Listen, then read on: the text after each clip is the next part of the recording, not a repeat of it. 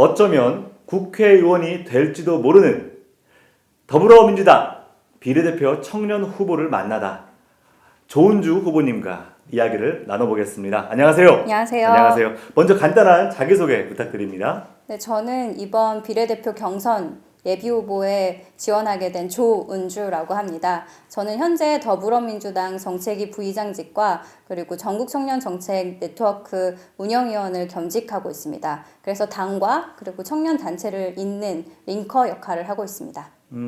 제가 아마 조사를 좀 해본 결과로는 아동에서부터 청소년 또 청년에 이르기까지 이어져 있는 이 시기를 위해서 뭔가 쭉 활동을 해오신 걸로 알고 있어요. 어떤 인연이 있었고 어떤 활동들을 좀 하셨어요? 이게 거슬러 올라가야 될 것 같습니다. 예. 제가 2002년 당시에 사실은 엄청 열혈 활동가기 때문에 월드컵에 한참 심취해 있었습니다. 근데 그때 당시 아마 다들 기억하시겠지만 효순이 미선이 장갑차 그랬죠. 미군에 의한 장갑차 사건이 있었기 때문에 그 사건을 보면서 상당히 비참했던 것 같습니다. 그래서 이 비참함을 어떻게 해결을 해야 할까? 국가가 우리 같은 또래의 청소년을 지키지 못한다면 네. 나는 어떤 역할을 하면서 살아야 될까라는 고민을 좀 많이 하게 됐고, 그래서 그때 당시에 이제 제가 좀 청소년 스스로 주인이 되는 자치 공동체를 국가 단위로는 못 만들어도 내가 살고 있는 지역사회는 한번 만들어보자 라는 생각으로 나눔자리 문화공동체라는 비영리 민간단체를 설립해서 운영을 하게 됐고요. 아, 그랬군요. 네, 이 일을 계기로 해서 저는 이제 청소년 자치활동을 지원하는 역할도 하고, 또 이 일을 계기로 아동들의 목소리를 사회에 전달하는 대한민국 아동총회를 담당하기도 했고요. 예. 그리고 워낙 자치권에 좀 관심이 많아서 청소년 자치법정을 지원하는 역할도 했습니다. 예. 그래서 꾸준히 이렇게 좀 활동을 하다 보니 어느새 이 아동 청소년 친구들이 청년이 되었더라고요. 그래서 그 친구들과 함께 그 고민을 풀어보고자 청년판에도 뛰어들게 되었습니다. 제가 들어보니까 이 어떤 국가 단위에서 할 수 없는 것들을 이미 마을 단위에서부터 하나씩 해결해 나가는 역할들을 해 오신 것 같아요. 가장 큰 좀 성과라고 좀 느껴지는 것 중에 하나가 마치 완결판 같은 느낌인데요. 청년 기본법. 네. 예, 요것에 또 숨은 주역으로 알고 있어요. 숨어 있었나요? 예, 숨어서 보이지 않았는데 예, 주역으로 알려져 있습니다. 그래서 그거에 대한 얘기를 좀 해주세요.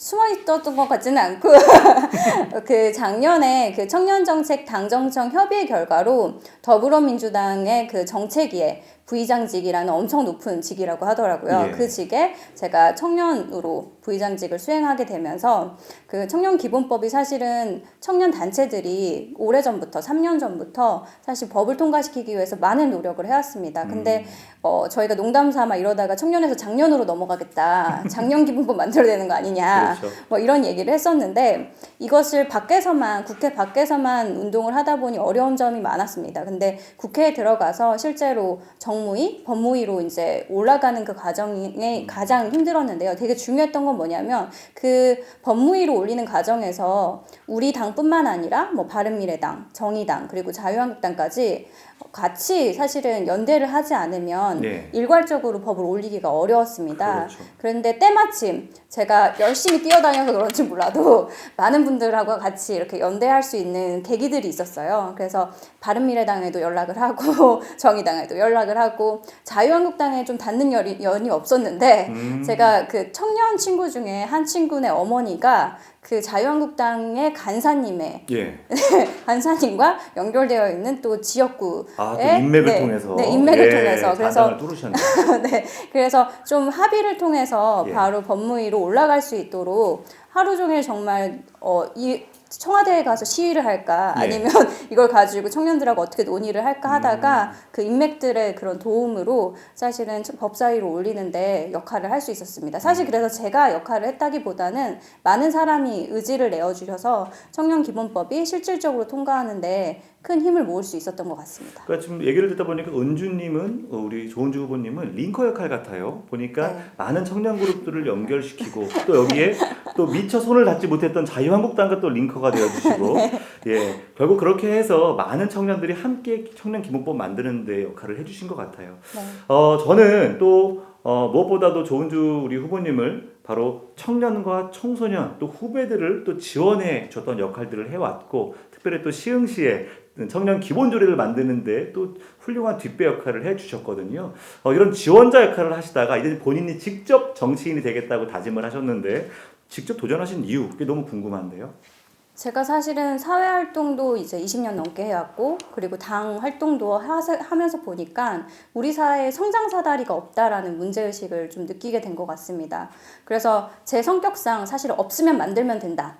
엄청 단순 명쾌하고, 그리고 추진력이 다른 사람들이 말하길 갑이라고 하더라고요. 네. 그래서 예를 들면 아동계에 아동들이 사회의 목소리를 낼 수 없는 판이 없다라고 하면 그 판을 만들고, 청소년 자치공동체가 없다 하면 그 판을 만들었던 것처럼 저는 어떤 정치인 특정 누군가에게 줄 서서 정치하는 것 없어져야 된다고 생각을 하고요. 그리고 돈이 없어서 정치를 할 수 없는 이런 사회도 사실은 저는 없어져야 된다고 생각을 합니다. 그래서 저는 좀 청년들이 사회를 향해서 우리 일상을 바꿀 수 있는 정치에 제대로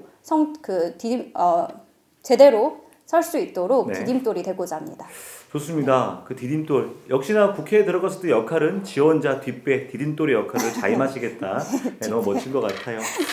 국회의원이 되신다면 꼭 만들고 싶은 법안 하나를 좀 네. 우리 당원 시민들께 설명 부탁드립니다. 제가 욕심이 많아서 사실은 여러 가지를 묶어서 네. 청년 3진법이라는 내용의 법안을 좀 제안을 드리고 싶습니다. 삼진법. 네. 그 불평등한 사회에서는 좋은 어른이 될 수 없다라는 그 명제 하에서 실질적으로 청년기에 그 이행을 단순히 한 번에 할 수가 없거든요. 그렇죠. 단순히 뭐 물질적으로 예를 들면 출발 자산을 준다고 해서, 아니면 좋은 일자리를 제공한다고 해서, 아니면 주거만 지원한다고 해서 청년들이 이행을 제대로 하기는 되게 어렵습니다. 예. 그래서 저는 그 이행을 도울 수 있도록 청년들의 그 사회 성장과 이동을 지원하는 사회 성장 이동법과 예. 그리고 사회혁신 특별법, 예. 그리고 미래 세대들을 위한 투자를 촉진하는 촉진법을 만들려고 하는데요. 예. 사실 이 세 가지는 패키지로 진행이 좀 돼야 됩니다. 근데 그 중에 제일 먼저 하고 싶은 것은, 사실 우리가 아동 청소년 청년들을 미래 세대다 라고 얘기를 하는데 미래에 대한 투자는 매우 빈약한 편입니다. 그렇죠. 심지어 아동 예산은 0.5%도 되지 않습니다. 그리고 청년 예산은 국가 예산의 3% 정도밖에 차지를 하지 않고요. 그렇군요. 그래서 예. 저는 정말로 요즘에 20대들이 영충이라고 해요. 어른들을. 영혼 없는 걱정충이라고. 저는 그렇다고 한다면 그 미래 세대를 팔지 않고 실제로 미래한테 지원하는 것이 아니라 투자를 하는 기금을 좀 조성해야 되지 않을까. 그리고 그들을 위한 재정적인 투자를 하려면 예. 재정 여건 안에서도 실질적으로 예산 바구니를 늘려줘야 되는 것이 아닌가라고 예. 생각을 합니다. 그래서 저는 미래세대 투자 촉진법을 제1호 법안으로 추진하고 싶습니다. 예, 듣는데 가슴이 참 뛰는 이야기였습니다. 성장 사다리. 예, 네. 정말 이것이 미래 세대들에게는 얼마나 큰 위로와 힘이 될지 멋진 건승 기대하겠습니다. 네. 자, 이상으로 조은주 후보님과 이야기를 나눴습니다. 감사합니다. 감사합니다.